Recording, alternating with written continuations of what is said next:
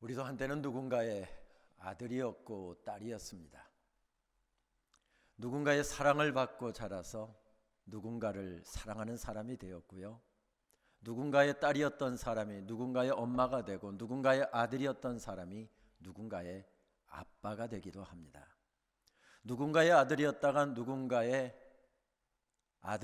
누군가의 아빠가 된 다음에 썼다는 정호성 시인의 아버지의 나이라고 하는 제목의 시를 그의 베스트셀러 가운데 한 권인 내 인생의 용기가 되어준 한마디라고 하는 제목의 책에서 읽은 적이 있습니다. 이런 내용의 시입니다. 나는 이제 나무에 기대어 울 줄 알게 되었다. 나무에 기대어 흐느껴 울 줄 알게 되었다. 나무의 그림자 속으로 천천히 걸어 들어가 나무의 그림자가 될 줄 알게 되었다. 아버지가 왜 나무 그늘을 찾아 지게를 내려놓고 물끄러미 나를 쳐다보셨는지 알게 되었다. 나는 이제 강물을 따라 흐를 줄도 알게 되었다. 강물을 따라 흘러가다가 절벽을 휘감아 돌 때가 가장 찬란하다는 것도 알게 되었다. 해질 무렵 아버지가 왜 강가에 지게를 내려놓고 종아리를 씻고 돌아와 내 이름을 한 번씩 불러보셨는지 알게 되었다. 시인은 이 시를 쓰면서 비로소 아버지의 사랑에 눈을 뜨게 되었다. 그렇게 고백하더군요. 어릴 적 일 마치고 집으로 돌아가는 아버지의 지게에 올라타는 것만큼 재밌는 탈 것이 없었던 시절이 우리 민족에게도 있었습니다. 그런데 아버지가 지게에 나를 태우고 집으로 바로 가시지 않고 숲속으로 나를 데리고 가시더랍니다. 강가로 나를 데리고 가더랍니다. 어렸을 때는 몰랐습니다. 왜 숲속에다 지게를 한참 세워놓으시고 강가에다가 지게를 한참 세워놓으시고 한 번씩 내 이름을 불러보셨는지 어렸을 적은 몰랐습니다. 그런데 이제 아버지의 나이가 되고 보니까 아버지의 마음이 이제야 느껴지는 겁니다. 그때 우리 아버지가 나에게 숲의 아름다움을 느끼게 해주려고 그러셨구나. 굽이굽이 흘러가는 강의 아름다움을 내게 보여주시려고 그러셨구나. 아버지의 사랑 때문에 내가 숲의 아름다움을 알게 되었고 나무에 기댈 줄도 알게 되었고 굽이굽이 돌아가는 강, 절벽이 가로막고 있을 때 그것을 휘감아 도는 그 모습을 보면서 아버지가 나에게 알려주셨던 그 어릴 적 사랑의 교훈이 깨달아지는 것입니다. 아들아, 내 인생에 너를 가로막고 있는 사건도 있고 너를 힘들게 하는 사람도 있을 것이다. 그런데 보아라, 저렇게 앞을 딱 버티고 가로막고 있는 절벽이 있을 때 저 강은 그 어려움을 절벽을 휘감아 돌고 있지 않느냐. 그때가 제일 아름다운 것이란다. 아버지가 주신 지혜였습니다. 시를 좋아하시는 분은 아시겠습니다만 정호성 시인은 1970년대 후반에 서울예수라고 하는 제목의 시집을 필두로 수십 권의 시집을 발간한 사람이고요. 참 주옥과 같은 아름다운 시를 우리들에게 알려주는 우리 시대의 대표적인 시인 가운데 한 사람이지요. 그런데 그의 시를 읽어보면 어머니에 대한 이야기는 참 많이 나오는데 아버지에 대한 이야기는 거의 나오지가 않습니다. 그런데 2007년도에 창비사에서 나온 포옹이라고 하는 제목의 시집을 읽어보면 마치 본물이 터지듯이 아버지에 대한 이야기가 쏟아져 나오고 있습니다. 이 시집에 대해서 평론하고 있는 한 평론가는 병으로 허물어진 아들의 시 속으로 들어왔다. 그렇게 평가를 하더군요. 2007년도 당시 시인의 아버지는 88살의 비교적 연세가 많으신 고령이었답니다. 당뇨기로 인해서 한쪽 시력이 거의 상실되어 가고 있었고요. 한쪽 시력도 점점 떨어지고 있었습니다. 가끔씩 치매기도 나타났습니다. 그 시대 어른들이 다 그랬지만은 아버지가 일본말을 참 잘하셨답니다. 그래서 혹시 치매기에 도움이 될까 싶어서 마더 테레사에 관계된 일본어로 된 책을 한 권 사다가 아버지 이거 번역 작업 좀 해보세요. 권유를 했답니다. 번역 작업을 하다가 무리가 되었기 때문이었을까요? 아버지가 뇌경색으로 쓰러지고 말았습니다. 누군가의 도움을 받지 않으면 한 발자국도 떼놓을 수 없는 지경이 되었고 밥 한 숟가락 당신 손으로 입에 떠놓을 수 없는 그런 지경이 되고 말았습니다.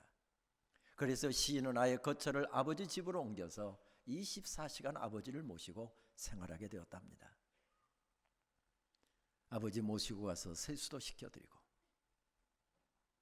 어렸을 적 아버지가 내게 했던 것처럼 밥 숟가락에다 밥 두고 반찬 올린 다음에 아버지 하세요 하고서 아버지 입에다가 밥 숟가락도 떠 넣어드리고, 아버지 들쳐업고 동네 목욕탕에 가서 등도 밀어드리고, 그러면서 시인은 비로소 아버지의 사랑에 눈을 뜨게 되었다, 그렇게 고백하더군요. 그 시집에 나오는 시를 몇 편 읽어보니까 나팔꽃이라고 하는 시에서 아버지는 연세가 드셔서 까만 나팔꽃이하고 환약을 구분을 못하셔서 까만 나팔꽃씨를 환약인 줄 알고 물로 들이키기도 하신 분이십니다.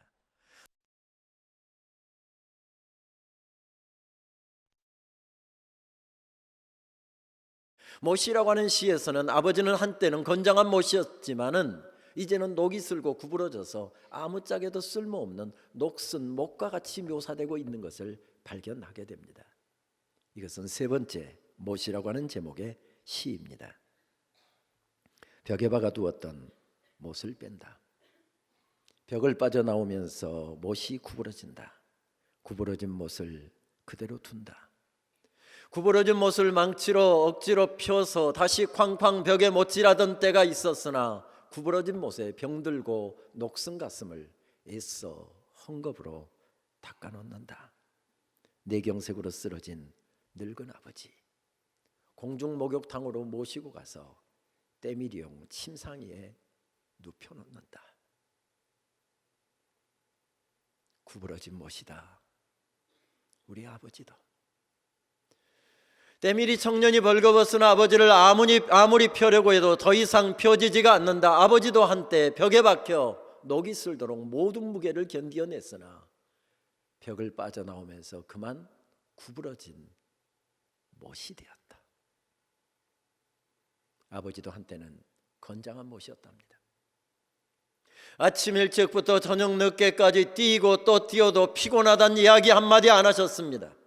그것이 처자식 건사하는 것이고 우리 아이들 먹여 살리는 것이고 우리 아이들 학교 공부 가르치는 일이고, 그래서 힘들다는 이야기 한마디 안 하시고 그렇게 뛰고 또 뛰셨답니다. 그런데 세월의 무게를 이기지 못하고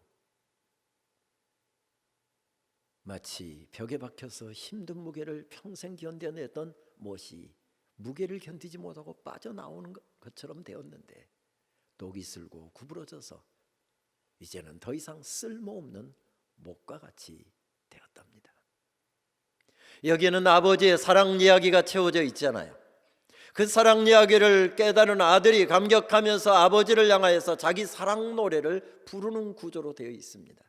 그렇습니다. 한 사랑 이야기는 또 다른 사랑 이야기가 터져 나오게 만들고요, 한 사랑 노래는 또 다른 사랑 노래가 터져 나오게 만드는 이런 특성을 가지고 있습니다. 이런 특성을 가장 잘 보여주는 말씀을 들라고 한다면 우리는 구약의 아가서를 들 수 있을 것 같습니다.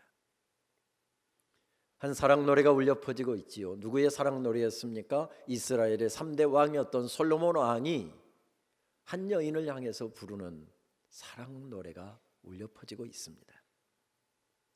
그런데 그런 왕의 사랑을 받았던 여인, 그 왕의 사랑을 독차지했던 여인은 얼마나 행복했을까요? 그런데 성경은 그 여인에 대해서 거의 정보를 주고 있지 않습니다. 이름도 나타나 있지 않습니다.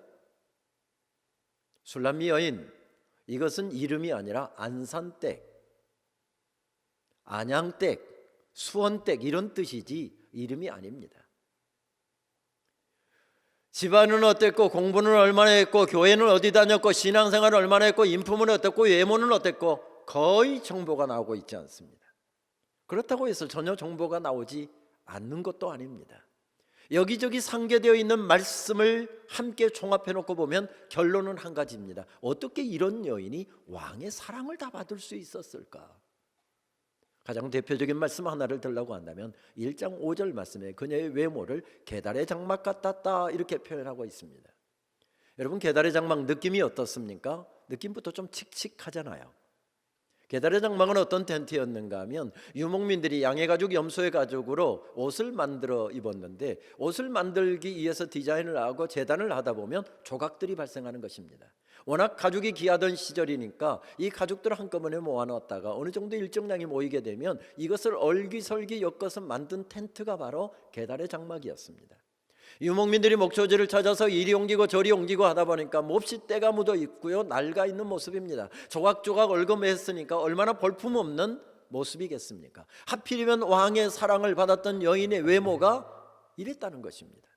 그도 그럴 것이 중동의 따가운 햇살을 받으면서 들로 산으로 다니면서 양을 치고 염소를 치고 포도원을 가꾸다 보니까 피부는 검게 걸려 있고 손은 거친 모습, 이런 모습을 묘사한 내용인 것 같습니다. 그런데 어떻게 이런 여인이 왕의 사랑을 받을 수 있었을까요?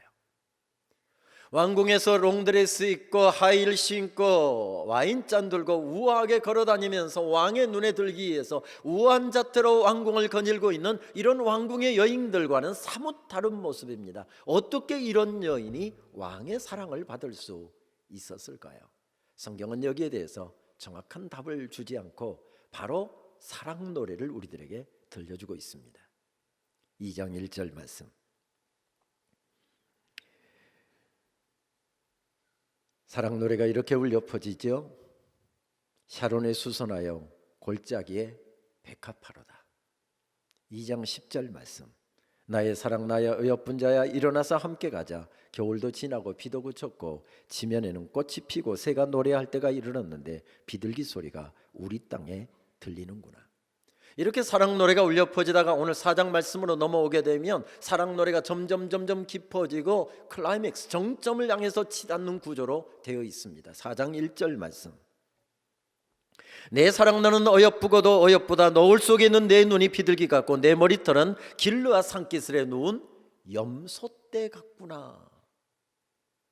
그런데 여러분, 그렇게 무표정한 표정으로 앉아서 사랑 노래 들으면 절대 안 됩니다.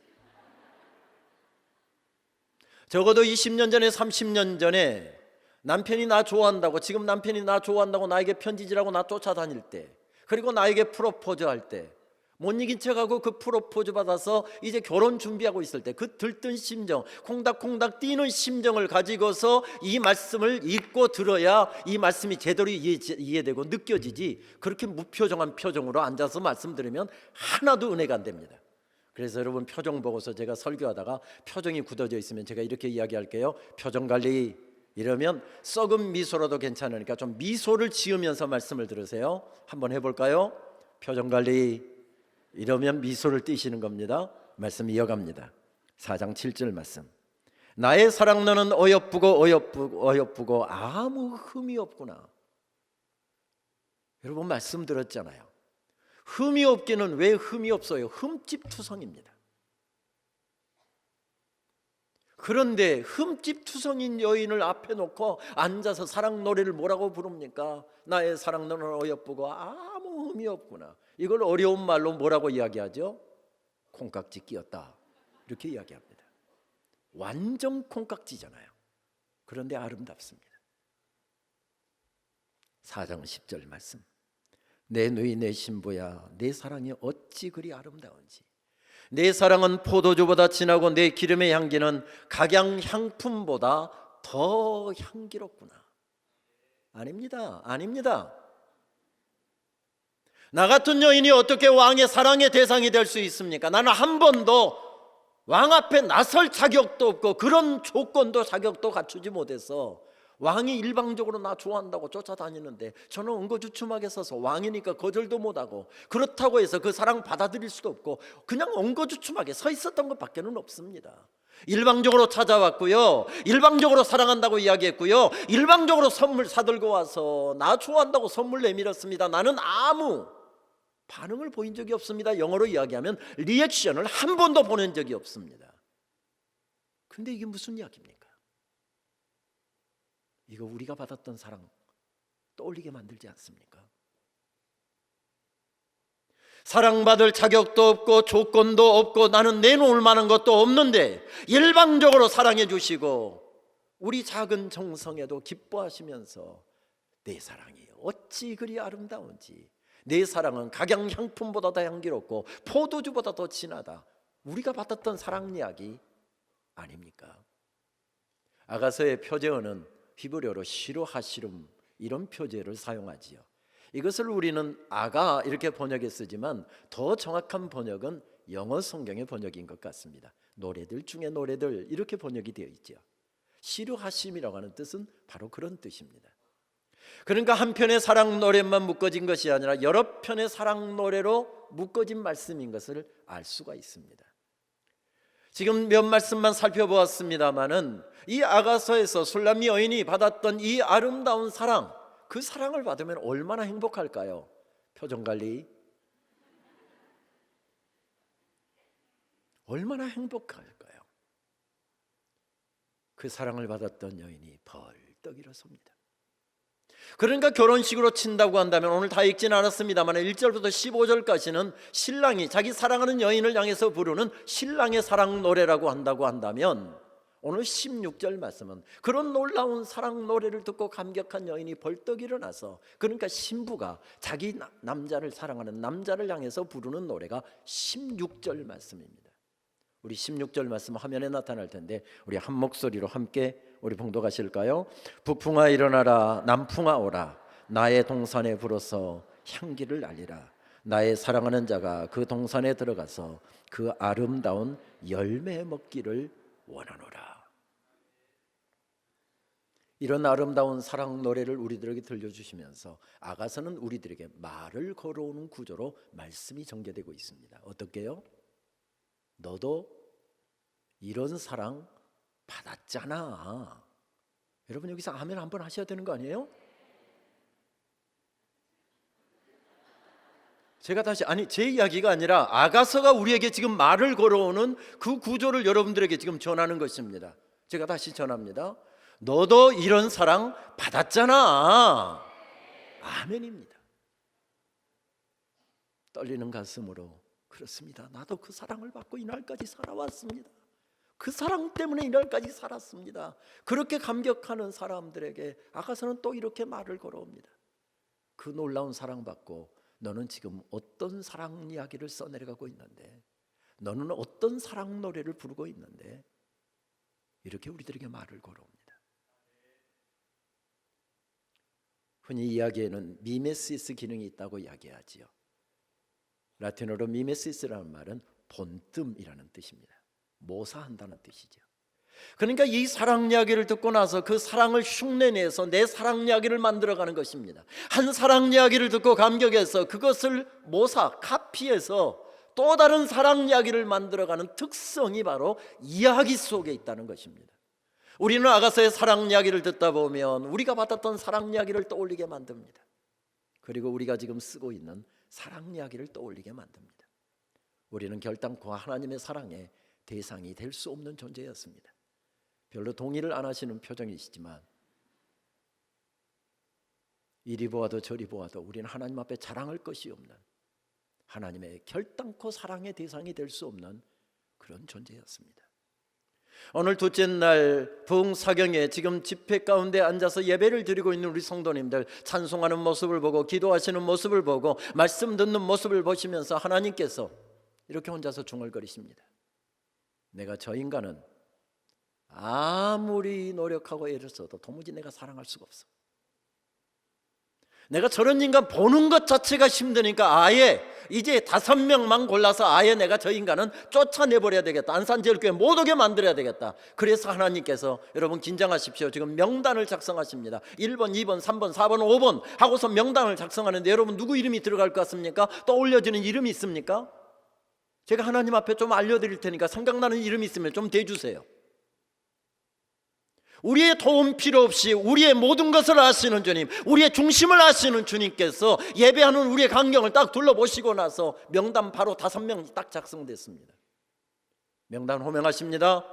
그리고 그 5명을 아예 교회당 밖으로 쫓아내버리시려고 하나님께서 이름을 부르시는데 누구 이름이 제일 먼저 호명될까요? 하나님께서 첫 번째 사람의 이름을 이렇게 호명하십니다. 야, 김은영이 너 일어나서 나가. 나쁜 놈 같으니라고. 밤맛 없는 놈 같으니라고. 모르기는 몰라도 제일 먼저 호명될 사람이 저일 것입니다. 제가 뭘 대단한 것을 하고 있고 저는 뭐 대단한 사람이어서 이 자리에 서서 하나님의 말씀을 전하고 있는 것이 아니라 하나님께서 그냥 저를 사랑으로 덮어버리신 다음에 내가 받았던 사랑, 너를 살렸던 사랑, 그 사랑을 내 사랑하는 자녀들에게 내가 좀 잘 전해줬으면 좋겠다. 그래서 제가 여기 서 있는 것 외에는 아무것도 없는 존재입니다. 그렇습니다. 우리는 하나님의 사랑의 대상이 될 수 없는 존재들이었습니다. 그런데 하나님께서 우리를 사랑으로 덮으시고 덮으셔서 우리를 세워주셨지요. 하늘 보좌를 버리시고 이 땅에 내려오시는 성육신 사건, 성탄 사건은 바로 하나님의 사랑의 사건이었습니다. 십자가도 하나님의 사랑의 사건이었지요. 부활 사건도 죽어도 사는 영원한 생명을 노래하도록 하시기 위해서 우리들에게 새 생명을 허락해 주시기 위한 주님의 사랑 사건이었습니다. 다시 오시는 주님의 재림 사건도 사랑 사건입니다. 그 사랑을 받은 사람들은 행복에서 한밤중에도 벌떡 일어났고요, 한밤중에도 일어나서 달렸고요, 피곤한 몸들 일으켜서 달렸고요, 가진 것 없지만 아이들에게 맛있는 것 먹이지 못하고 입히지 못하지만 그러면서도 거기에서 돈을 떼서 하나님께 올려드렸던 그렇게 행복한 믿음의 삶으로 이어지게 만든 것이 바로 하나님의 사랑이었습니다. 그 사랑이 우리를 춤추게 만들었습니다.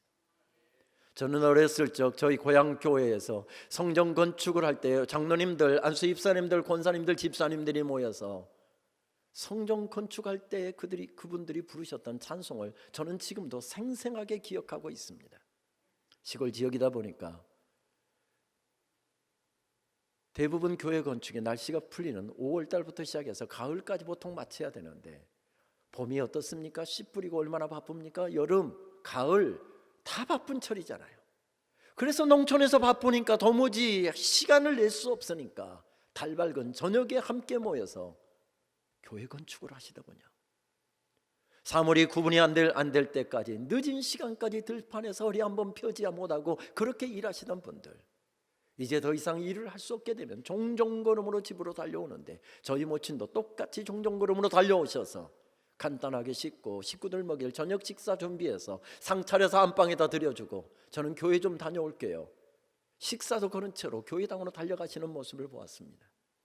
언젠가 보름달이 환한 저녁에 어머니 따라서 교회 갔는데 벌써 오신 장로님들, 남자 집사님들 흙벽돌 짓고 있었고요, 어제 그제 찍어놓았던 흙벽돌 잘 말랐습니다. 권사님들, 여자 집사님들은 머리에다가 흙벽돌 2장 3장씩 이고 아슬아슬한 그 난간을 오르면서 그 달 밝은 저녁에 온 교회에 울려 퍼지던 찬양, 사람들은 이해할 수 없네, 주를 보낸 하나님 사랑, 그 사랑이 나로 살게 하네,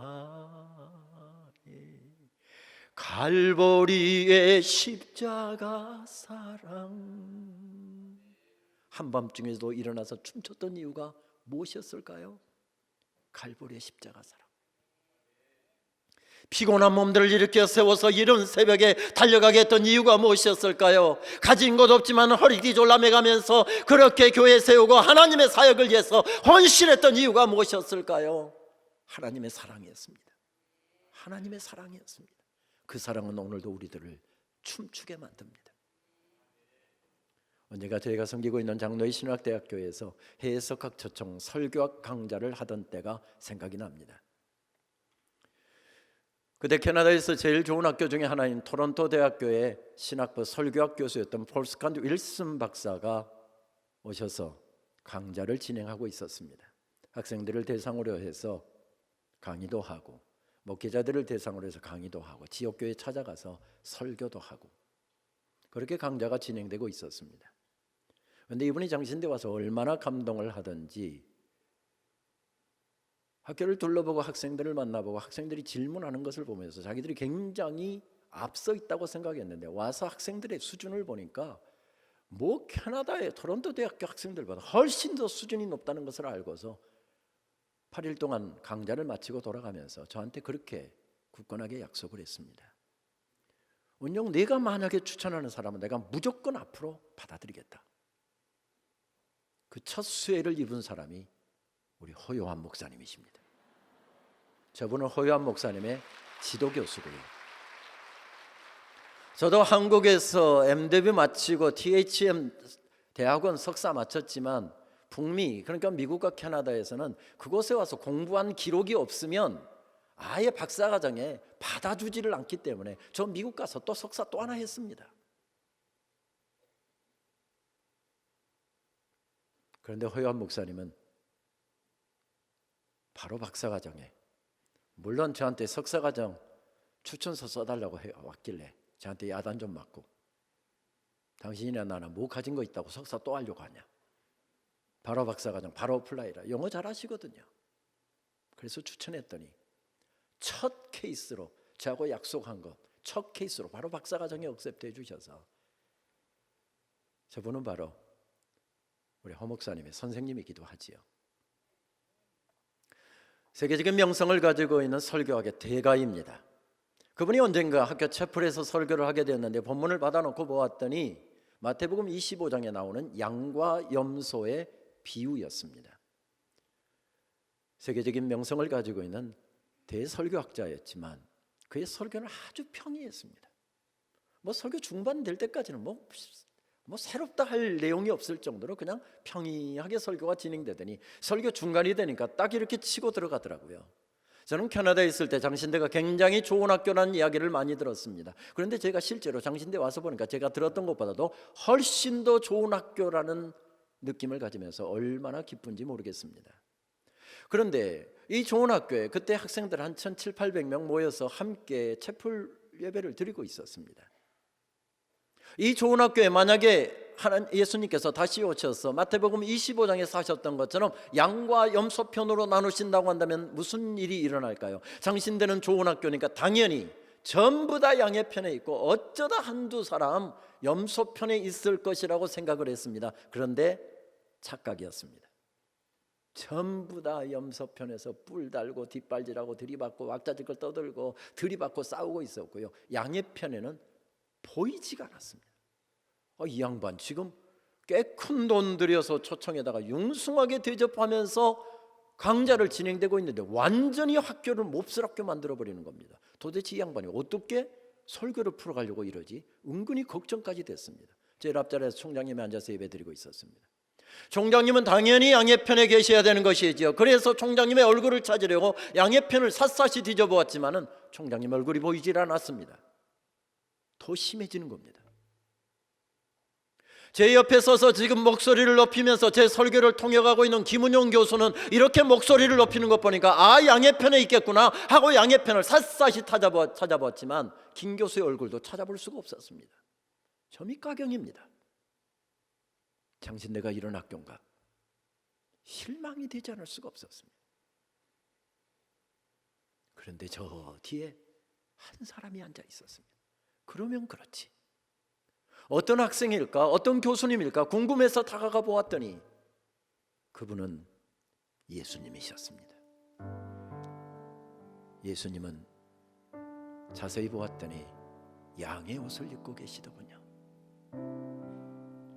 양의 옷을 입고 계시는 예수님께서 염소편에서 뿔 달고 뒷발질하고 들이받고 떠들고 싸우고 그러고 있는 염소편에 오시더니 한 사람 한 사람 뿔 달고 싸우고 있는 그 사람들을 불러내시더니 당신이 입고 계신 옷을, 양의 옷을 벗어서 그에게 딱 입혀주시고 그를 끌어안으시더니 그의 귀에 대고 이렇게 말씀하셨습니다. 너는 이제부터 양이다. 너는 이제부터 양이다.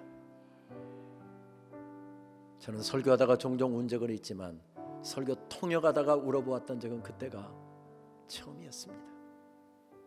우리가 즐겨 부르는 찬송은 그 사실을 우리들에게 이렇게 알려주잖아요.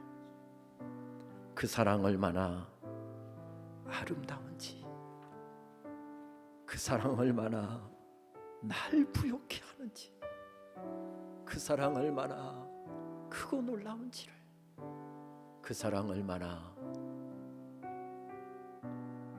나를 감격하게 하는지 우리 같이 한번 찬양할까요?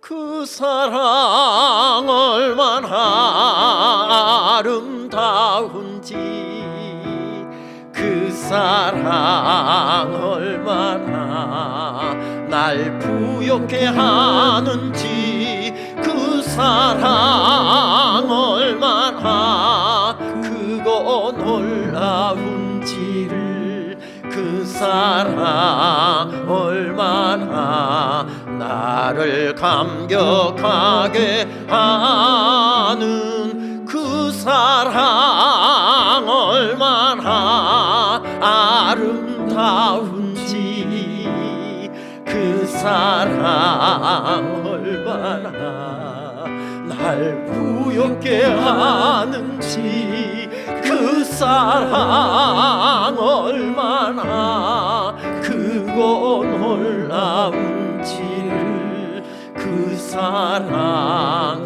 얼마나 나를 감격하게 하는지. 할렐루야. 밤새도록 이 찬양만 했으면 좋겠습니다. 아니, 밤새면서 한다니까요.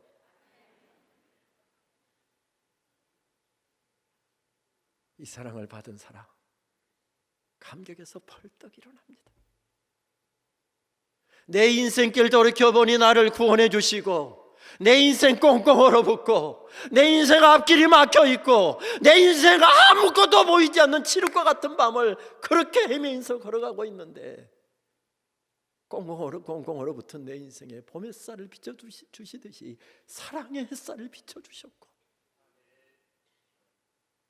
앞이 보이지 않아서 저녁마다 새벽마다 아버지 한마디 불러놓고 울고 아버지 한마디 불어놓고 울고 그렇게 울고 울었던 세월이 있었는데 돌이켜보니 하나님께서 사랑으로 나를 일으켜 세워주셨고 여기까지 인도해 주셨습니다.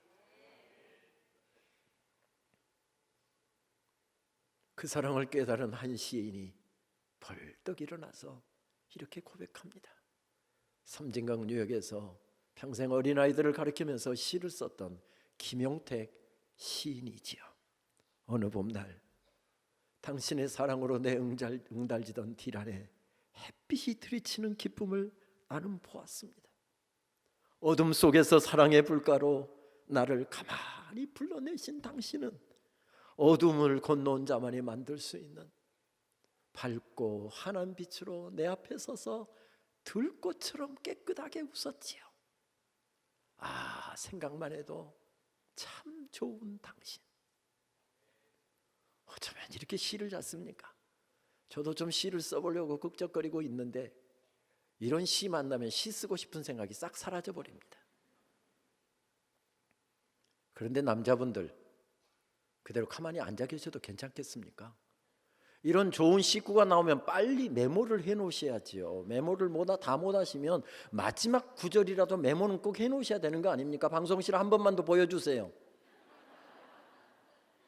아, 생각만 해도 참 좋은 당신. 펜이 없으면 빨리 휴대폰 꺼내세요. 이런 좋은 식구는 고이고이 간직해 놨다가 결혼기념일 때 와이프 생일 때 카드에다가 곱게 이런 식구 쓰고 꼭 잊어버리지 말 것은 현찰이나 백화점 상품권. 아, 생각만 해도 참 좋은 당신. 이런 감격이 우리를 춤추게 만듭니다. 이런 감격이 우리를 달려가게 만들지요. 부활의 아침 예수님께서는 제자 베드로를 갈릴리 바다로 다시 부르셨습니다. 다시 시작해보자고. 처음 베드로를 부르셨던 그 자리에서부터 우리 다시 시작해보자고 갈릴리로 부르셨습니다. 그런데 갈릴리로 가서 기다리는데 예수님이 안 나타납니다. 예수님이 이렇게 늦은 적 없습니다. 그래, 죽은 사람이 어떻게 살아날 수 있어? 그냥 속에서부터 몽골 그 의심의 안개가 막 계속 피어오르는데, 그렇지, 내가 예수님 죽음에 묻힌 거 봤는데, 분명히 숨 끊어진 거 봤는데 어떻게 죽은 사람이 살아날 수 있어? 내가 헛것 본 거야. 아니요, 예수님 분명히 살아계셨어. 뭐 이런 생각들 속에 머리가 터질 것 같습니다. 에이씨, 나는 고기나 잡으러 가겠다. 함께 했던 제자들도 힘들기는 마찬가지였던 모양입니다. 그래서 7 제자가 함께 의기투합해서 갈릴리 바닷가로 고기 잡으러 나가지 않습니까? 밤새도록 금을 이곳에 던지고 끌어올리고 저 속에 걸렸다가 또 끌어올리고. 그런데 그날따라 피레미 새끼 한 마리 안 잡힙니다. 이렇게 왜 되는 일이 없을까? 동력이 밝아오고 있습니다. 누가 창거리 사러 나왔는지 아침 일찍도 나왔습니다. 저 물가에서 그렇게 묻습니다. 고기 좀 잡았습니까? 한 마리도 못 잡았습니다. 아니, 어떻게 그런 일이 다 있답니까? 배 오른편에 그물 한번 던져보시지요. 아니요, 오른편에 왼편 할 것 없이 수십 번 던졌습니다. 소용없었습니다. 말이 여기까지 나오는데 거절할 수 없는, 거역할 수 없는 그 음성에 이끌려서 오른편에 그물을 던졌더니 끌어올릴 수 없을 정도로 물고기가 많이 잡혔답니다. 그 순간 베드로가 깨닫지요. 저분은 예수님이다. 왜요? 사역 초기에 비슷한 사건이 또 있었잖아요. 저분은 예수님이다. 물고기 잡으려고 밤새 그렇게 허덕였으면, 물고기 잡았으면 빨리 끌어올려다가 시장에 내다 팔아서 좋은 가격 받으려고 해야 될 텐데, 베드로는 그것들 다 내려놓고 예수님 빨리 뵙고 싶어서 물로 뛰어듭니다. 수영해서 예수님 앞에 나와보니 예수님 맞았습니다. 예수님이 분명히 살아계셨습니다. 부활하신 예수님이 거기에 우뚝 서 계셨습니다. 그런데 실패한 제자 베드로, 예수님 부인한 제자 베드로, 예수님 기다리라고 다시 시작하자고 불러놓았더니 옛 직업으로 돌아가서 허덕이다가 물에 빠진 생쥐처럼 그렇게 서 있는 베드로가 예수님께 할 이야기가 뭐가 있었을까요? 중동의 아침이 얼마나 차갑습니까? 베드로가 서 있다가 몸이 부들부들 떨고 있습니다. 그때 예수님 뭐라고 말씀하시죠? 꼴 좋다, 나쁜 놈 같으니라고. 어떻게 사람 새끼가 그럴 수가 있어? 내가 너를 얼마나 사랑했는데, 내가 너를 얼마나 아꼈는데, 다른 사람은 몰라도 어떻게 내가 나를 배신할 수가 있어? 나쁜 놈 같으니라고. 나는 너 같은 놈이 제일 싫어. 앞에서는 하는 척하고 알랑방구 끼고 뒤돌아서면 뒤통수 치고 뒷담하고 바로 너 같은 놈, 나쁜 놈 같으니라고. 이제 다시 우리 만나는 일 없도록 하자. 이것이 마지막이다. 만약에 길거리에서 마주치면 내가 먼저 고개 돌릴 테니까 너도 나 아는 체 하지 마라, 나쁜 놈 같으니라고. 주님 충분히 그렇게 말씀하실 수 있는 자리였습니다. 그런데 주님 그렇게 말씀하셨습니까? 그러지 않으셨습니다. 언제 피워놓으셨는지 모르게 베드로를 위해서 모닥불을 피워놓으셨고, 베드로 손 끌어다가 모닥불 곁에 앉히십니다. 베드로야, 춥다, 감기 걸린다, 옷 말려라.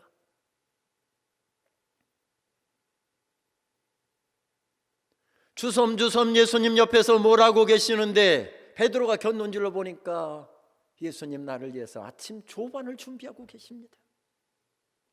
그런데 요한복음 20장 말씀과 연결해 보면 조반 준비하시는 예수님의 손등 여기에 십자가의 상흔이 그대로 있습니다. 그 못자국을 보면서 베드로는 지금 눈물 흘리고 있는 것이죠. 저것이 나를 위하여 찍히신 주님의 십자가의 못자국이지, 나를 구하시려고 중앙고통 당하신 그 흔적이지. 베드로야, 시장하겠다, 아침 먹어라. 주님의 따스한 음성이 들려옵니다. 베드로는 눈물 섞어 주님께서 친히 준비해 주신 아침 조반을 먹지 않습니까? 물끄러미 아침 먹는 베드로의 모습을 지켜보시던 예수님, 식사가 끝나자 예수님께서 베드로에게 물으셨답니다. 베드로야, 내가 나를 사랑하느냐? 또 한참 있다 두 번째 물으셨답니다. 오늘 읽은 요한복음 21장 17절 말씀에는 세 번째 물으셨답니다. 요한의 아들 시몬아, 내가 나를 사랑하느냐? 지금 예수님 뭐라고 계신 것입니까? 말없이 주님의 십자가의 사랑 이야기를 베드로에게 들려주신 다음에 그 사랑에 감격하여 울고 있는 베드로에게 베드로의 사랑 이야기를 묻고 계셨던 것이지요. 베드로야, 내가 나를 사랑하느냐? 왜 그러셨을까요? 계약서 받지 않고, 심할서 받지 않고, 다짐 받지 않고, 손가락 걸지 않고 왜 그렇게 하지 않으셨을까요?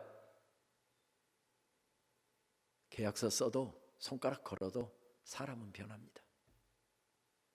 그런데 주님의 사랑에 감격한 사람은 끝까지 달려갈 수 있고 끝까지 승리할 수 있기 때문에 주님께서는 계약서 같은 거 받지 않고 손가락 같은 거 걸지 않으셨습니다. 정말 초대교회 사가들이 우리들에게 전하는 바에 의하면 베드로는 평생 주님께서 세우신 그 교회를 가슴에 품고 사역하다가 어린 교인들 가슴에 품고 위로하고 격려하고 말씀으로 양육하고 그렇게 복음 전하고 그렇게 교회를 섬기다가 그도 예수님처럼 십자가에 달려 순교를 당해야 되는 순간이 있었다잖아요. 나 같은 죄인은 우리 주님처럼 똑바로 십자가에 못 박힐 수 없는 존재입니다. 부탁합니다. 저는 거꾸로 십자가에 못 박아 주십시오. 무슨 이야기죠? 죽음의 자리에서도 넘어지지 않았다는 이야기죠. 승리했다는 이야기죠. 그렇습니다. 사랑하면 쉬워집니다.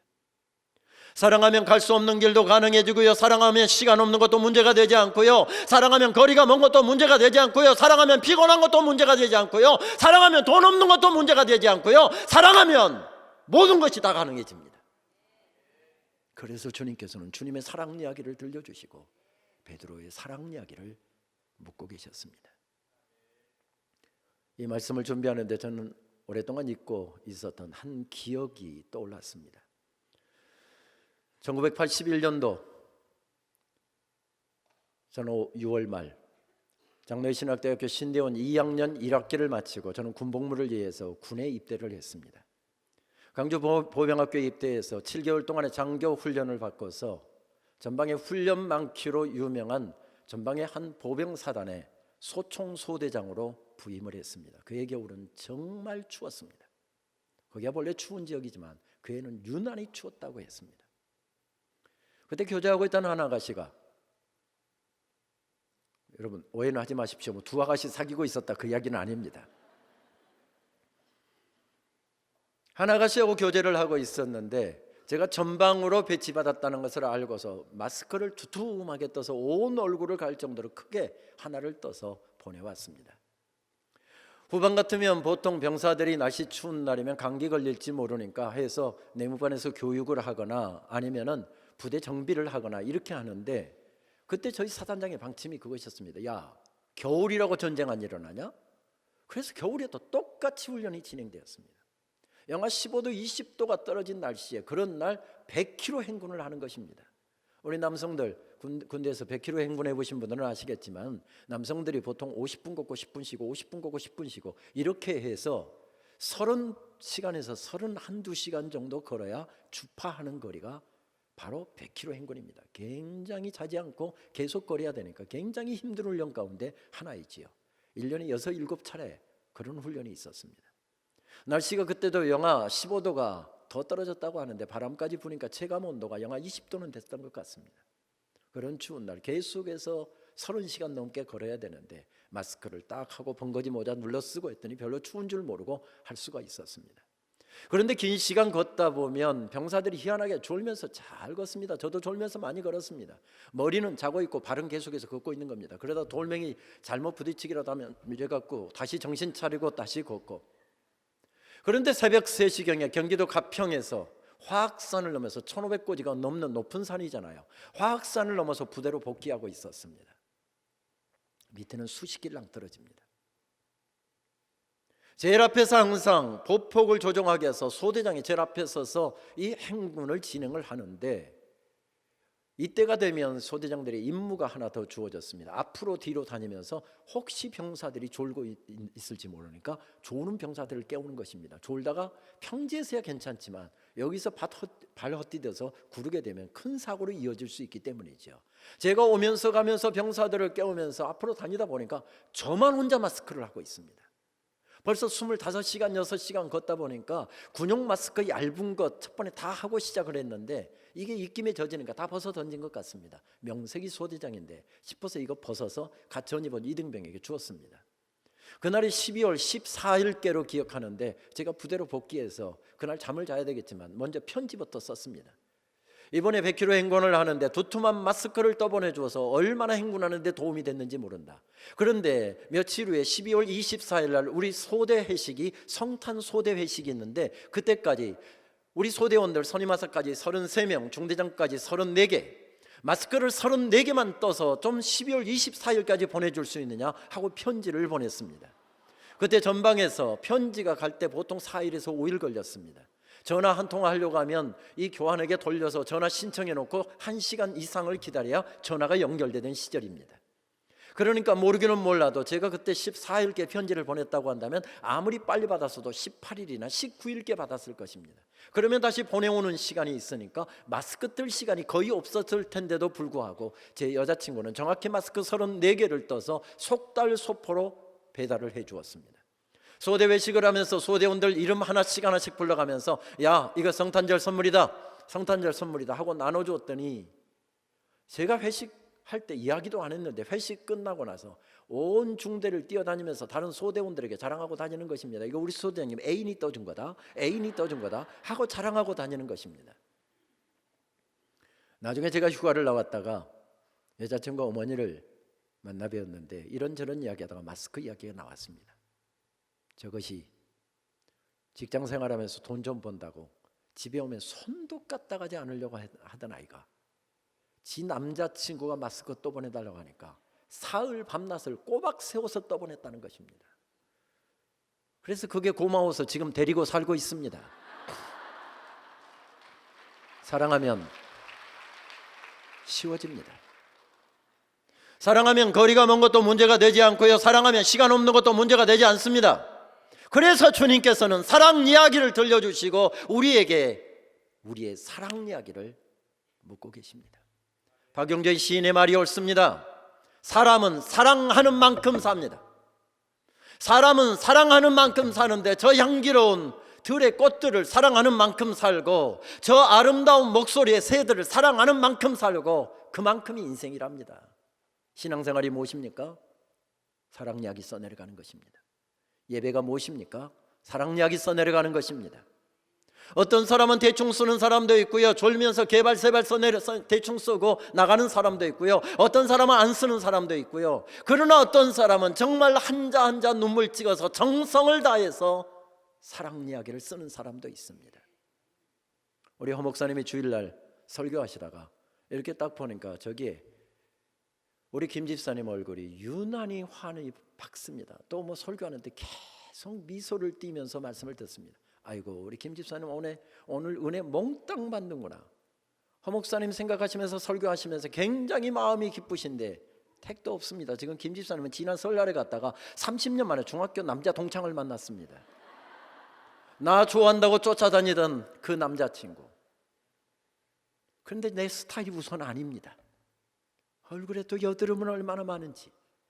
그런데 나에게 편지지라고 답장 안 하니까 학교 갔다 오는 길목에서 나를 지키고 서 있습니다. 저 멀리서 보면 그 친구 안 만나려고 저 먼 길로 돌아다니고. 그렇게 하고서 중학교 졸업하고서 흩어졌는데 30년 만에 만난 것입니다. 너 어디 사는데 그렇게 소식이 깜깜했냐? 우리 이제부터 좀 소식 좀 전하고 살자 하면서 명함 딱 주는데 무슨 건설회사 회장이랍니다. 딱 빼입고 와서 외제차 타고 왔는데 여드름은 간데 없고 그렇게 멋있을 수가 없습니다. 너 어디 사냐? 안산 산다고 했더니 자기는 여기 군포 산답니다. 야, 우리 자주 좀 만나자. 악수를 청하는데 손을 딱 잡았는데 전기까지 찌르르 통합니다. 지금 설교 시간에 앉아서 그때 그 친구하고 그렇게 하고 결혼했으면 지금 회장님 사모님 소리 들으면서 훨씬 더 행복하게 잘 살 수 있었을 텐데 하면서 그 단꿈에 젖어서 지금 미소 띠고 앉아 있을 수 있습니까? 없습니까? 있습니다. 여러분, 예배 시간 때우고 가지 마십시오. 예배 그런 자리 아닙니다. 우리 정성을 드려도 부족하기만 한 그런 사랑을 받고 우리는 사랑 이야기를 쓰고 있기 때문에 아무렇게나 대충 써서는 안 되는 사람들이기 때문에 그렇습니다. 초대교회 성도들은 도대체 어떤 사랑을 받았기에 그렇게 아름다운 사랑 이야기를 쓸 수 있었을까요? 한 가지 때문이었습니다. 나는 평생 갚아도 갚을 수 없는 놀라운 사랑을 받은 존재이다. 그래서 더 좋은 사랑 이야기를 쓰려고 발버둥 치는데 그 사랑 이야기 쓰는 것이 오늘 끝날지 내일 끝날지 모르는 것입니다. 이것을 신학적으로는 뭐라고 이야기하죠? 종말론적인 자세라고 이야기합니다. 오늘 예배 드리는 것이 마지막입니다. 우리 연합 찬양대 오늘 찬양 드린 것이 마지막 찬양이었습니다. 여러분 어떻게 찬양하시겠습니까? 오늘 이 설교가 저의 마지막 설교입니다. 오늘 저녁에 자다가 하나님께서 저를 갑자기 불러가셔서 오늘 저녁에 제가 떠나게 되면 내일 새벽 설교 못합니다. 여러분 걱정하지 마십시오. 허 목사님 다 준비하고 계시니까. 이 설교가 마지막 설교인데 제가 허튼 소리로나 이 설교 때우듯이 대충 설교하고 끝낼 수 있겠습니까? 이 설교가 제 생의 마지막 설교인데요. 그렇게 못할 것입니다. 여러분 올 한 해 승리하고 싶으십니까? 올 한 해가 여러분들의 생의 마지막 해입니다. 아멘. 조심해서 하셔야 됩니다. 올 한 해가 여러분들의 마지막 해라니까요. 올 한 해가 여러분들의 마지막 해처럼 그렇게 살아간다고 한다면 그게 승리할 수 있는 비결이라는 겁니다. 어떻게 사시겠습니까?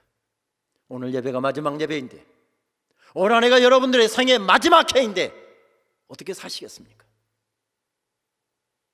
대충 아무렇게나 그렇게 살 수 있을까요? 그렇지 않을 것입니다.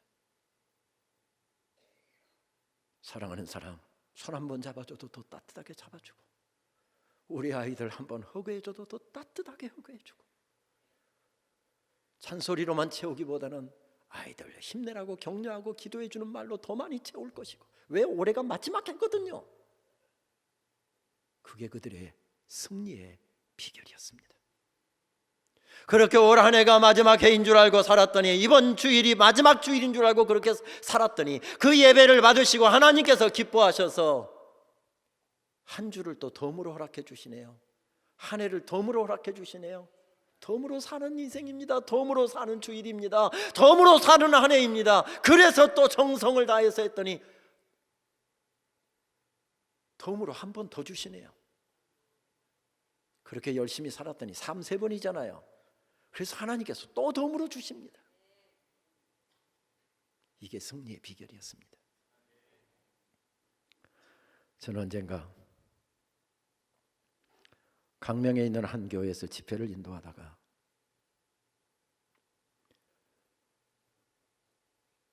말씀 끝나고 교인들하고 불 꺼놓고 제일 앞자리에 앉아서 기도하고 있는데 흘러나온 찬송 때문에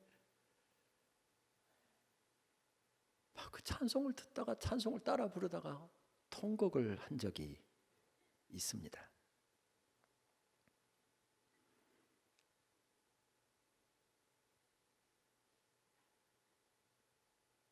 그 찬양은 아주 오래전에 한 교회 성도님들과 목이 터져라고 정말 목이 터져라고 그렇게 불렀던 찬양이었기 때문이었습니다.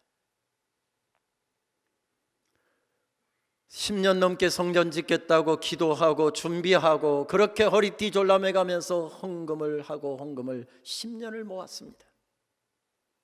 그런데 2,500석 성전 짓기에는 턱없이 부족했습니다. 헌금은 턱없이 부족했고 교회도 가난했고 교인들도 가난했습니다. 그래서 그 교회 교인들은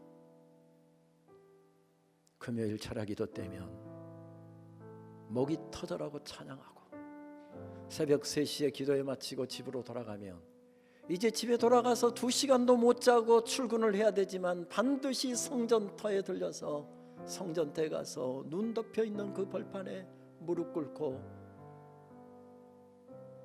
하나님 나 한 번만 축복해 주십시오. 하나님 나 한 번만 좀 축복해 주십시오. 성전 한 번 짓고 주님 만날 수 있게 주님 나 한 번만 축복해 주십시오. 그래서 그 교회 성도님들은 모일 때마다 가진 것도 없고 모아놓은 돈도 없고 해야 될 일은 크고, 그래서 차례 때마다 목이 터져라고 불렀던 찬양이 있었습니다. 할 수 있다 하신 이는 능력의 주 내 하나님, 나의 하나님, 나의 하나님. 그 찬양을 정말 목이 터져라고 찬양을 했습니다.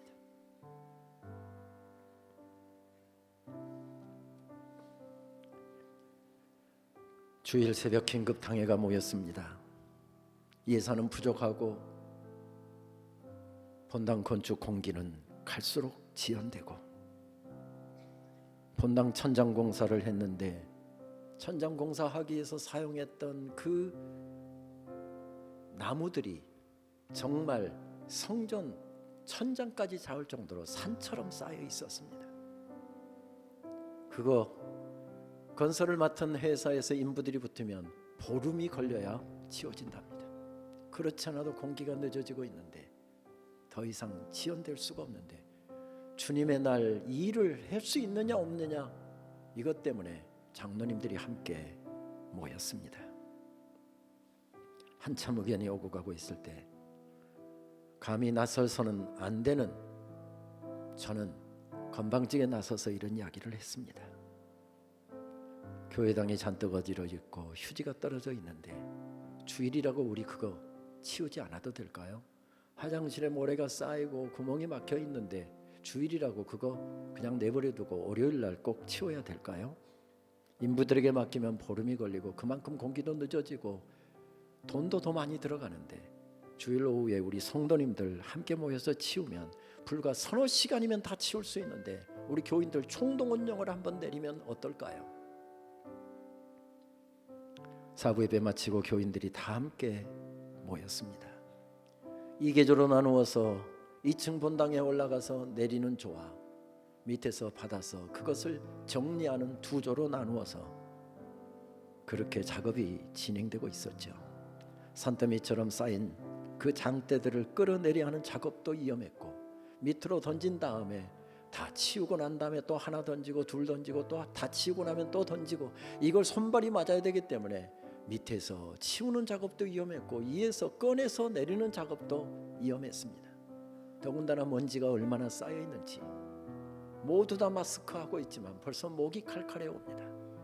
저는 2층에서 바로 그 내리는 조를 책임 맡고 그곳에서 하고 있었는데, 그렇게 한참 하다 보니까 60대 후반에 한 집사님이 그 기둥이 있는 모퉁이에 거기 앉아있는 거, 먼지가 얼마나 자욱한지 앞에 시야를 가릴 정도로, 그런데 거기에 앉아 있습니다. 제 교구에서 제가 잘 아는 60대 후반의 집사님이었습니다. 암투병하고 있는 집사님입니다.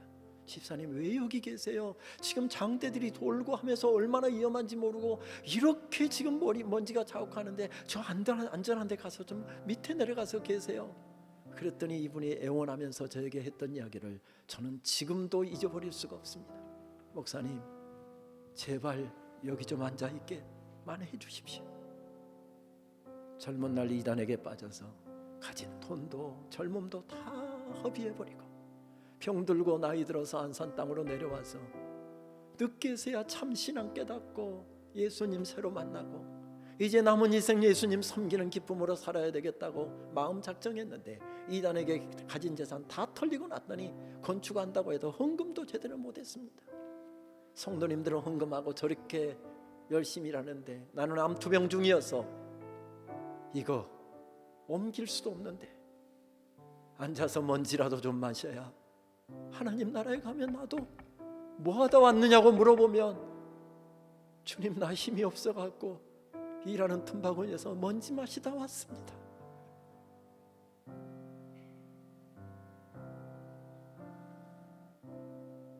여러분 죄송합니다. 아무리 생각을 해도 그 성도님의 이름이 기억이 나지 않았습니다. 아직도 기억을 못 해내고 있습니다. 그분은 성전이 완공되기 전에 결국 암투병하시다가 성전 완공되는 것도 못 보고 하나님 나라로 가셨습니다. 세월이 지났기 때문에 우리 주님도 그 이름 모르고 계실까요? 잊어버리셨을까요? 아닐 것입니다. 주님은 분명하게 기억하고 계실 것입니다. 그런 사랑 이야기가 어린 곳이 바로 이곳입니다. 이 이야기는 바로 이 장소에서 이루어졌던 이야기입니다. 안산제일교회 성도님들의 사랑 이야기는 남달랐습니다. 우리 고은 올로 목사님의 사랑 이야기도 남달랐습니다. 목사님하고 저하고 12살 차이입니다. 제가 젊다면 목사님보다 한참 젊은데, 젊은 날 아무리 목사님이 흉내 내보려고 해도 목사님의 열정은 따라갈 수 없었던 것, 왜 나는 목사님보다 나이는 젊은데 목사님 열정을 앞서지 못할까? 목사님 밑에서 목회 배우는 동안 제가 가졌던 고민이었습니다. 그런 아름다운 사랑 이야기가 이어진 이곳에서 예배하면서 우리의 사랑 이야기를 어떻게 써내려가야 할까요? 우리의 사랑 이야기가 아름다웠기 때문에 우리는 가거나 회자하고 옛날 이야기나 털먹거리면서 그렇게 살아야 될까요? 아닙니다. 우리는 과거를 들먹이면서 살기에는 우리가 받은 사랑이 너무 크고 지금도 받은 사랑이 너무 커서 우리는 옛날 이야기만 하면서 인생을 다 보낼 수 없는 그런 사람들이지요. 여기 앉아 계신 우리 장로님들은 기억하실 것입니다. 나의 하나님, 나의 하나님, 나와 함께 하신 하나님. 아버지, 아버지, 죄인 부르신 아버지, 감사합니다. 감사합니다. 늘 찬송하게 하소서.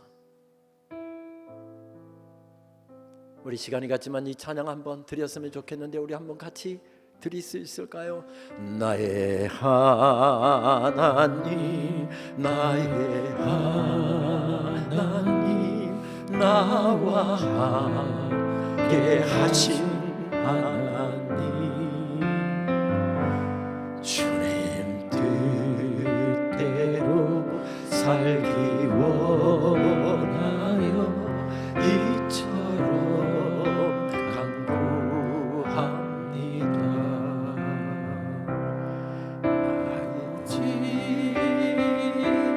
아버지,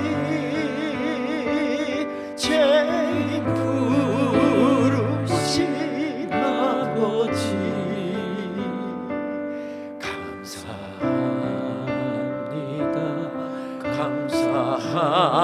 감사합니다. 늘 찬송하게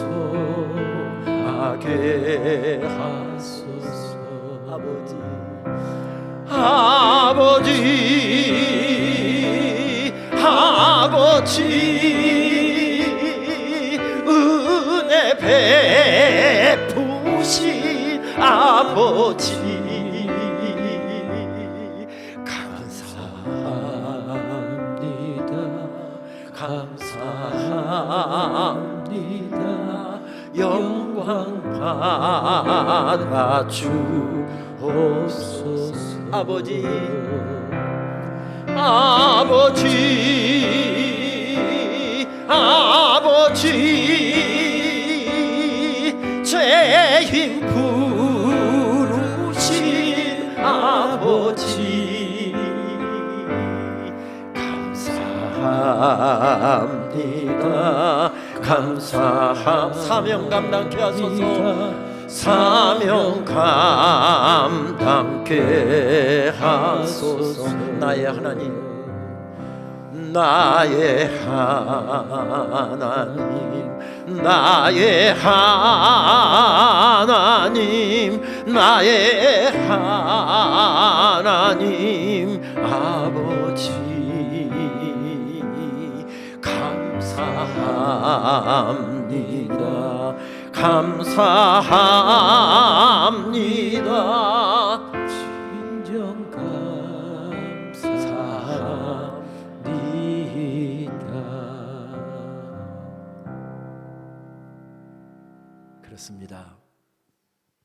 얼마나 더 아름다운 사랑 이야기를 여러분들이 써내려가고 있는지를 알고 있기에 드린 말씀입니다. 절대 어제 것에 만족하지 마시고 오늘, 내일, 남은 인생길 더 좋은 사랑 이야기 쓰겠다고 그렇게 이를 악다물고 몸부림칠 때만 아름다운 사랑 이야기는 터져 나오게 될 것입니다. 어떻게 우리가 승리할 수 있을까요? 한 가지 방법밖에는 없습니다. 다시 하나님의 사랑에 물드는 것입니다. 또 물들고 또 물들고 예배 때마다 목사님 말씀 들으면서 찬양하면서 기도하면서 그리고 성경 읽으면서 그러면서 하나님의 사랑에 다시 물들고 물들 때 그때만 우리는 아름다운 사랑 이야기를 써내려갈 수 있을 것입니다.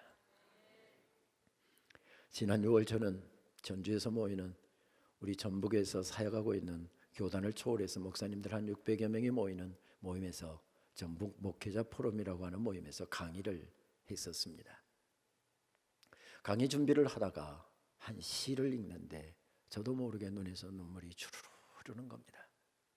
왜냐하면 그 시가 오랫동안 잊고 있었던 제 어머니의 품을 보여주셨고 또 하나님의 품을 보여주고 있었기 때문이었습니다.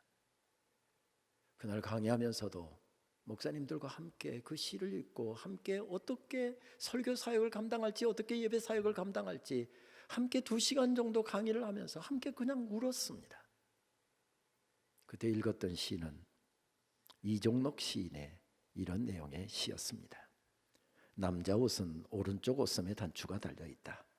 여자 옷은 반대로 오른쪽 옷섬에 단추구멍이 파여있다. 누구는 좌우내의 발달 차이 때문이라 했다. 누구는 하인이 채워주기 쉽도록 기부인의 단추가 옮겨갔다고 했다.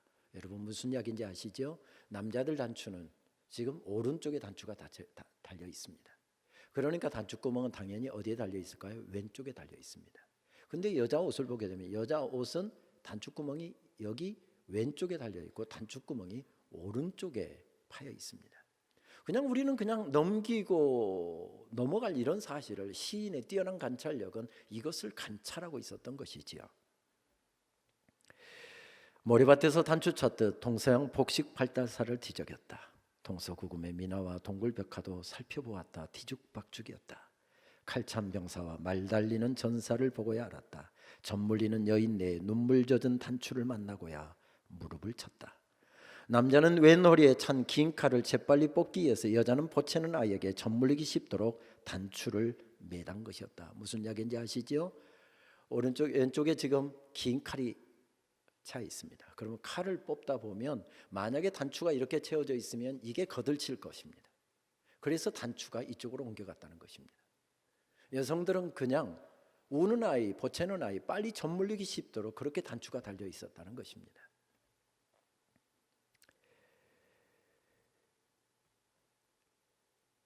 내 단추구멍은 죽음의 묘혈, 여자 것은 살림의 숨구멍이었다. 시인은 이렇게 누구나 경험했을 엄마의 품을 우리들에게 떠올려주게 한 다음에 이제 한 단계를 뛰어넘어서 하나님의 품을 이제 보여주고 있습니다. 무지개는 하나님의 단추, 너무 커서 테두리만 산마루에 걸쳤다. 왼쪽 옷섬에 낫달이 떠있다. 아득히 멀지만 별의 단추구멍도 수없이 오른편에 뚫려 있으리라. 초록 물방울 단추에서 밤하늘을 우러른다. 밤낮으로 젖을 물리느라 옷섬 여민족 없는 은하수, 저 포대기 천마를 일 없으리라. 밤하늘에 융단처럼 깔려있는 은하수가 하나님의 포대기랍니다. 그런데 하나님의 포대기에 눈물이 묻어 있더랍니다. 하나님의 단추구멍이 얼마나 큰지 단추구멍이 반밖에 보이지 않는 산마루에 걸쳐있는 바로 그 무지개가 하나님의 단추구멍이랍니다. 예배가 잃어버렸던 우리가 받았던 어머니의 사랑의 품을 떠올리게 하는 것이라고 한다면 도무지 상상도 할 수도 없는 큰 무지개와 같이 큰 단추구멍, 저 은하수가 하나님의 우리를 감싸고 계시는 포대기, 하나님의 품을 보여주는 것이 바로 예배라는 것입니다. 저는 저를 낳은 부모님이 다르고 저를 키워준 부모님이 다른 사람입니다. 그래서 저는 속칭 다리 밑에서 주워온 아들이라고 하는 별명을 가지고 있는 사람입니다. 제 부모님이 저를 낳았는데 가난하고 배고프던 시절에 저를 키울 수가 없어서 사람들 많이 다니는 어느 다리 밑에서 저를 버렸는데 저를 키워주신 부모님이 저를 데려다가 키우셨다는 것입니다. 저희 부모님이 결혼을 위해서 아들 선호 사상이 지배적인 때에 아들을 낳기 위해서 아이를 낳았는데 첫째가 딸이었습니다. 둘째가 딸이었습니다. 그리고 드디어 세 번째로 아들이 태어났습니다. 그게 저였으면 얼마나 좋았겠습니까마는 저희 형이었습니다. 아들 하나로는 불안하던 시절이잖아요. 그래서 아들을 하나 더 낳아야 되겠다 하고서 아이를 낳았는데 딸이었습니다. 딸이었습니다. 딸이었습니다. 잘 세고 계시죠? 또 딸이었습니다. 그리고 7번째로 낳은 게 저였습니다. 제가 얼마나 귀했겠습니까? 저희 누이들이 전 한번 안아보려고 하면 줄을 서서 순번을 정해야 했고요. 만약에 순번을 바꿔서 빨리 안아보고 싶으면 커미션을 주고 순서를 뭔가 고구마라든지 커미션을 주고 앞으로 와서 순서를 바꾸고요. 저 한번 안아보는 것이 소원일 정도로 제가 그렇게 저희 집에서 대단한 존재였습니다. 그런데 문제는 4년 후에 일이 터지고 말았습니다. 제 밑으로 저희 어머니 41살 때 늦둥이로 아들이 하나가 더 태어난 것입니다. 그런데 영양이 부족하던 때니까 아이를 낳았는데 마치 주먹만 합니다. 눈만 땡글합니다. 어머니가 노산이어서 모유가 나오지를 않습니다. 그때 분유가 어디 있습니까? 그래서 미음 끓여서 그거 누이들이 시켜가고 체에다 걸으면서 동생을 살리려고 동생에게 그거 잡고 떠먹이는 모습을 보았습니다. 그 순간 모든 가족들의 시선과 관심과 모든 것들이 동생에게로 쏠리는 순간 제 눈에서 불이 켜지기 시작했습니다. 너희들이 잠깐 동생을 놓고 다른 데 일 보러 간 순간 저는 베개를 잡고 동생을 때리면서 너는 왜 태어나니 왜 태어나니 이 천덕꾸러기야 왜 태어나니. 동생은 죽는다고 울죠. 아이 우는 소리 들리니까 우는 소리를 듣고 저희 누이들이 달려옵니다. 문을 놀래갖고 열어보니까 그림이 그려지잖아요. 저는 베개 들고 코를 씩씩 불고 있고 동생은 죽는다고 울고 있고 그 순간 제 멱살이 바로 잡히더니 저는 방 밖으로 내치면서 문을 굳게 걸어 닫히면서 저희 누이들이 제 등 뒤에다 대고 하는 이야기, 너는 다리 밑에서 주운 아들이야. 내 엄마한테 가. 내 엄마는 고등어 장수야. 내 엄마는 갈치 장수야. 저는 문을 부여잡고 문고리를 잡고 절규를 하면서 마치 문을 두들겨 부술 듯이 그렇게 절규를 하면서 아니야 아니야 아니야 절규를 했습니다. 늦게 난 막내가 살 수 있을지 죽을지 모르기 때문에 어머니의 관심은 당연히 막내 동생이었습니다. 그런데 막내 동생을 딱 재우고 나면 동생 태어나고서부터 못된 짓만 골라서 하고 있는 갑자기 말썽꾸러기가 되고 애물단지가 되어진 저를 향해서 품을 딱 돌려서 저를 꼭 끌어안아 주시는 겁니다.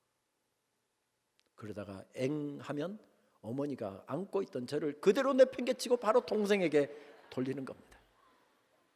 그래서 어머니의 품을 안 빼앗기려고 저는 어머니 손에다가 가슴에 손을 넣어야만 잠을 이루었습니다. 동생에게 어머니의 품을 뺏기지 않으려고 저는 어머니 가슴에다가 손을 넣고 중학교 1학년 때까지도 어머니의 가슴에 손을 넣지 않으면 밤잠을 이루지 못했던 제가 이렇게 대단한 존재입니다. 그런데 이 시를 읽다가 떠올린 것은 그 어머니의 사랑의 품이 저를 꼭 끌어안아 주시던 그 어머니의 사랑의 품이 오늘 나를 만들었구나. 아닙니다. 아닙니다. 어머니의 품보다도 1000배, 10,000배, 아니 표현도 할 수 없을 만큼 큰 품을 가지신 분이 우리 하나님의 품이시랍니다. 예배 가운데서 만약에 그 하나님의 품을 경험하고 간 분이 있다고 한다면 세상에 지금 일어나고 있는 풍랑이 문제가 될까요? 어려운 문제가 될까요? 사업이 지금 안 되는 건 문제가 될까요? 몸이 잠깐 아프는 건 문제가 될까요? 문제가 안 될 것입니다. 적어도 하나님의 품을 예배 가운데서 찬양하다가 기도하다가 하나님의 말씀 듣다가 경험하고 간 사람이라고 한다면 그것은 더 이상 문제가 되지 않을 것입니다. 은하수와 같은 넓은 품으로 하나님의 단축구멍이 얼마나 큰지, 그 품으로 우리를 안고 계시는 그 하나님. 저는 3년 전인가 어느 11월 목요일에 우리 청년들 찬양 집회인 마커스에 설교를 하기 위해서 갔습니다. 지금은 장소를 옮겼지만 그때 낙성대역 부근에서 저녁 7시에 시작하는 찬양 집회에 참석하기 위해서 낙성대역에서 그 언덕바지에 있는 교회로 올라가는 젊은이들이 2,500명 가까이가 줄을 지어서 올라가는데 막 심장이 떨렸습니다. 요즘에 청년들의 삶이 얼마나 어렵습니까? 그래서 그날 말씀의 결단 찬송은 주 나의 모습 보내라고 하는 찬송이었습니다. 사역자들과 저녁 식사를 하면서 그 찬양이 마커스에서 만든 찬양이었기 때문에 저는 찬양의 은혜를 받으면 그 찬양을 어떨 때는 일주일 내내, 한 달 내내 들을 때가 있습니다. 이번 집회 동안에 부르는 찬양들 대부분은 제가 찬양 부르다가 울었고 하나님의 은혜를 체험했고 그 찬양들만 선곡을 했습니다. 내일 저녁에 부르게 될 주의 은혜라 하는 찬양은 우리 제일교회 집회를 준비하면서 일주일 내내 들으면서 울었던 찬양이었습니다. 주 나의 모습 보내라고 하는 찬양도 그때 제가 날이면 날마다 그 찬양을 들으면서 울고 또 울고 울었던 찬양이었기 때문에 이런 좋은 찬양을 만들어 주셔서 정말 고맙다고 설교하기 직전에 그 이야기를 그 사역자들에게 했더니 놀랍게도 그 찬양을 만든 자매와 그 자매의 남편을 거기서 만날 수 있었습니다. 그 찬양을 만들게 된 스토리를 저에게 전해주더군요. 그곳에서 섬기는 가운데 두 사람은 서로 사랑을 발견하게 되고 교제하다가 가정을 이루게 되었답니다. 결혼해서 한 달 신혼의 단꿈에 빠져 있는데 갑자기 자매가 백혈병, 혈액암에, 그것도 악성 혈액암이 발병되어서 병원에 입원하게 됐답니다. 적당한 치료제가 없어서 살 수 있을지 없을지 무균실에서 힘들게 그렇게 투병하고 있는데 의사가 한 이야기, 최근에 발견된 신약이 하나 있기는 하는데 지금까지 부작용이 계속해서 지금 부작용을 사이드 이펙트를 계속해서 지금 체크하고 있지만 지금까지 확인된 것으로서는 이 약을 만약에 투여받게 되면 여성들 같은 경우는 100% 아이를 못 갖는 부작용이 있다는 것이었습니다. 결혼한 지 한 달 조금밖에 안 된 이 젊은 부부에게 이 약을 먹어야 산다는데 이 약을 먹으면 아이를 가질 수 없다는 이야기는 정말 죽으라는 이야기보다 더 힘들었답니다. 자매는 당연히 거부했답니다. 그런데 그 형제가 자기 아내를 계속해서 설득했답니다. 나는 아이 없이는 살 수 있어도 당신 없이는 나는 살 수 없다. 우리 목숨부터 살려놓고 보자. 남편의 눈물 어린 설득 후에 이 자매는 결국 그 약을 투여받았답니다. 그리고 오랜 투병 끝에 결국은 안치 판정을 받고 퇴원을 했습니다. 다시 찬양하는 자리에 와서 섬기고 있는데 어느 날 찬양하는데 이제 하나님께서 은혜로 나를 고쳐주셨고 살려주셨다는 그 하나님 은혜가 너무 감사해서 찬양하다가 그런데 이제는 아이를 가질 수 없다는 사실이 그렇게 서럽더랍니다. 그래서 하나님 앞에서 하염없이 울고 있는데 하나님께서 입술에 담아주신 찬양이 바로 주 나의 모습 보내 나의 상한 마음 아시네 라고 하는 찬양이었답니다. 그 찬양을 만들어서 함께 하나님께 올려드리면서 고백하고 또 고백하고 찬양을 부르면서 울고 울었는데 놀라운 것은 그 찬양을 계속할 때 100% 불가능하다고 하는 그 자매의 태를 하나님께서 어루만지셔서 아이를 주셨고 제가 3년 전 11월 어느 목요일 설교하러 간 바로 그날이 아이의 100일이라고 그랬습니다. 그리고 그 사랑의 감격에서 그 자매가 만든 찬양이 이번 집회 때 주제곡으로 선정한 오직 예수뿐이네라고 하는 찬양이라고 했습니다. 은혜 아니면 살아갈 수가 없네. 호흡마저도 다 주의 것이니 세상 평안과 이로 내게 없어도 예수, 오직 예수뿐이네. 그 신계획 다 볼 수도 없고 작은 고난에 지쳐도 주께 묶인 나의 모든 삶 버티고 견디게 하시네. 은혜 아니면 살아갈 수가 없네. 나의 모든 것 다 주께 맡기니 참된 평안과 이로 내게 주신 주 오직 예수뿐이네. 그렇습니다. 우리는 은혜로 살아가고 있습니다. 은혜가 아니면 살아올 수도 없었고 살아갈 수도 없는 존재들입니다. 오랜 시간 앉아 계셨는데 우리 다 함께 자리에 일어나셔서 이 찬양을 우리의 고백으로 바꾸셔서 우리의 주님께 이 찬양을 올려드릴 수 있을까요?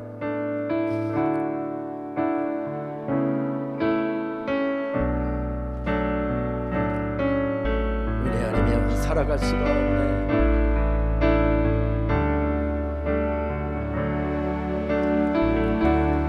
은혜 아니면 살아갈 수가 없네.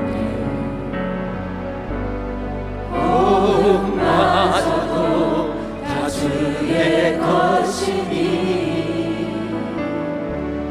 세상 평안과 위로 내게 없어도 예수, 오직 예수뿐이네. 그 신에 볼 수도 없고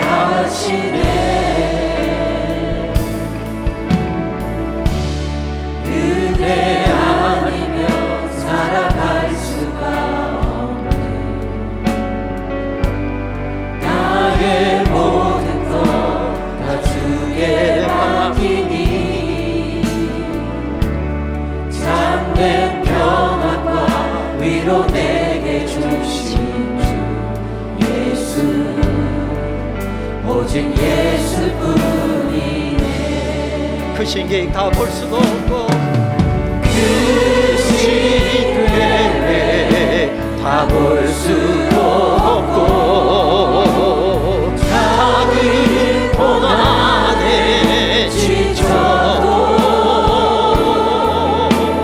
주께 묶인 나의 모든 삶 버티고 견디게 은혜 아니면 살아갈 수가 없네. 은혜 아니면 살아갈 수가 없네. 나의 모든 것 다 주께 맡기니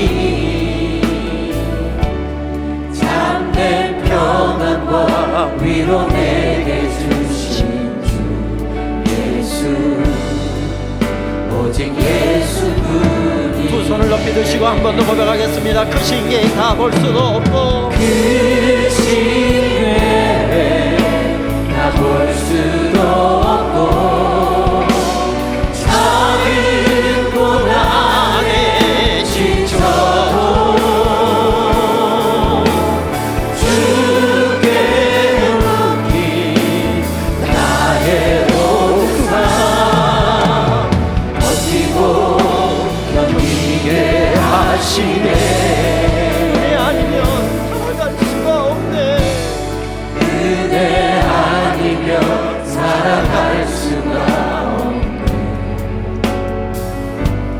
나의 모든 것 다 주께 맡기니 참된 평안과 위로 내게 주신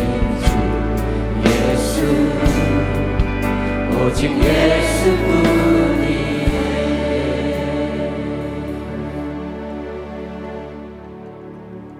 여러분 지나온 날들을 돌이켜보십시오. 아픔이 없었습니까? 있었습니다. 어려움이 없었습니까? 있었습니다. 울 일이 없었습니까? 죽을 일이 없었습니까? 있었습니다. 그런데 하나님께서 여기까지 우리를 인도해 주셨습니다. 우리를 자녀 삼아 주신 이후 눈길 떼지 아니하시고 우리를 인도하신 하나님의 놀라운 사랑, 그 사랑이 여기까지 우리를 인도해 주셨습니다. 여러분들의 삶의 아픔이 있습니까? 저도 있습니다. 몸부림쳐도 아직 응답되지 않는 기도의 제목이 있습니까? 저에게도 있습니다. 30년이 넘게 기도하고 있어도 아직도 응답되지 않는 기도 제목이 저에게도 있습니다. 그 일만 생각하면 자다가도 벌떡 일어나게 되고 통곡하고 싶은 일이 저에게도 있습니다. 지난 여름 저는 너무 힘들어서 24시간 동안 먹지도 않고 자지도 않고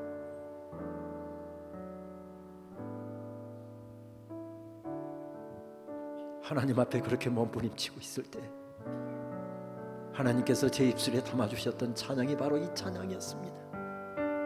은혜 아니면 나는 살아갈 수가 없네. 하나님, 지금까지 사랑 이야기 잘 쓰려고 발버둥 쳐왔습니다. 주님 오시는 그날까지, 아니 우리가 주님 앞에 서는 그날까지 주님 미소 지으실 그런 아름다운 사랑 이야기를 써내려가게 하여 주옵소서.